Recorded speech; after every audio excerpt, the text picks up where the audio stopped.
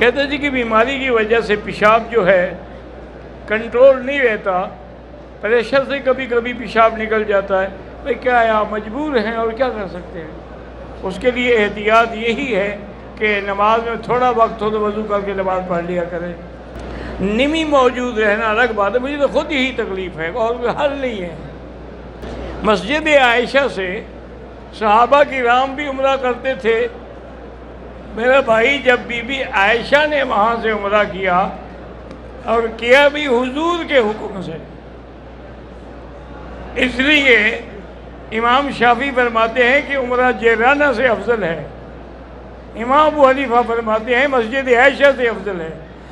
انہوں نے کہا کہ جیرانہ جو ہے وہ فعل رسول ہے، یہ قول رسول ہے، تو قول افضل ہوتا ہے فعل سے۔ اور بعد میں بھی بی بی صاحب کرتی رہیں، عبداللہ بن زبیر بھی کرتے رہے، کئی صحابہ نے کیا ہے۔ کہتے جی کہ بچوں کو سایہ ہو جاتا ہے، مجھے تو بھائی پتہ نہیں ہے سایہ وایہ کا، نہ مجھے کبھی سایہ نظر آیا ہے، کہتے ہیں کہ جی بچوں پہ سایہ ہے، اللہ عالم۔ بہرحال اس کا علاج جو قرآن میں ہے وہ سورۃ البقرہ ہے کہ سورۃ البقرہ تلاوت کر کے اس کو دم کریں۔ سستی اور کاہلی کے لیے کون سی دعا پڑھیں؟ اللہم انی اعوذ بک من الہم والحزن واعوذ بک من العجز والکسل واعوذ بک من الجبن والبخل واعوذ بک من غلبۃ الدین وقہر الرجال۔